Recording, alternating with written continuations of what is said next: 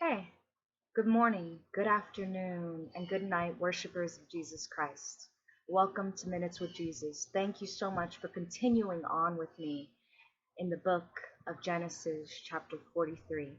I encourage you, if you did not see part one of this video, which is the beginning part of chapter 43 of Genesis, I encourage you, this is part two. Got on back. Anyway, we're going to be starting in verse 19 of Genesis chapter 43. All right, let's see what happened to those brothers. So, they went up to Joseph's steward and spoke to him at the entrance to the house. "Uh, we beg your pardon, our Lord," they said. "We came down here the first time to buy food, but at the place where we stopped for the night, we opened our sacks, and each of us found his silver, the exact weight, in the mouth of his sack.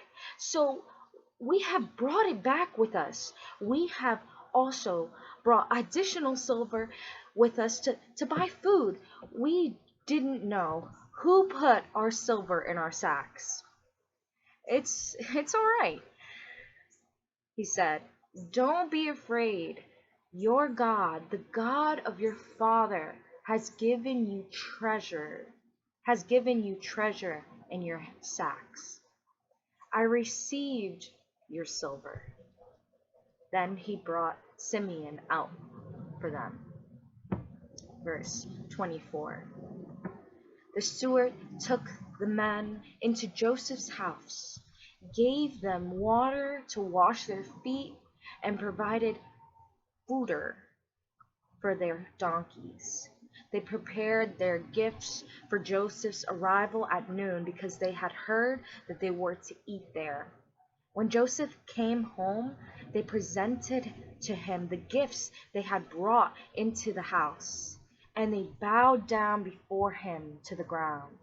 He asked them how they were. Then he said, "How is your aged father you told me about? Is he still living?" I think that kind of gives you a little bit of an indication that there had been some significant time spans between their first visit and their second visit. As to how long that was, we're not sure. 28. They replied, "Your servant, our father, is still alive and well." They bowed down and prostrated themselves before him. Prostrate means that they literally laid down on the floor. So they were trying to give him the highest honor. Verse 29. As he looked about and saw his brother Benjamin, his own mother's son, he asked, "Is this your youngest brother, the one you told me about?" And he said, "God be gracious to you, my son." Deeply moved at the sight of his brother, Joseph hurried off and looked for a place to weep. He went into his private room and wept there. You know, sometimes we just, we read these stories and we kind of forget, but this was extremely emotional for Joseph. Joseph had gone through so much. I mean, he was betrayed by his brothers. He was sold by his brothers. He was put into a pit. He then somehow got to the palace only through Jesus. But all this time, he's been away from his loved ones. This time, he didn't know if they were alive. He didn't know where they were. He didn't know anything. And when we think about it in more human terms, not as a story, but as something that actually took place, we're brought back to how human and how sentimental this moment was. I mean, he couldn't even bear to continue to be standing in the presence. He just needed to cry. So, if you haven't seen one of your loved ones in a long time, just imagine this moment.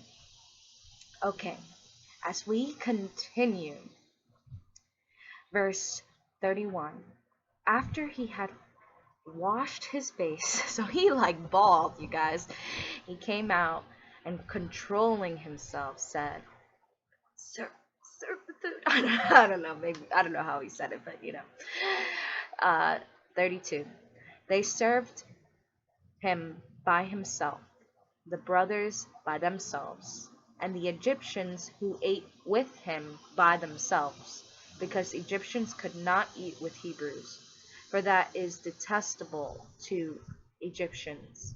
The men had been seated before him in the order of their ages, from the firstborn to the youngest, and they looked at each other in astonishment when portions were served to them from Joseph's table. Benjamin's portion was 5 times as much as everyone else's. So they feasted and drank freely with him. So that sense of favoritism continued on in the generation.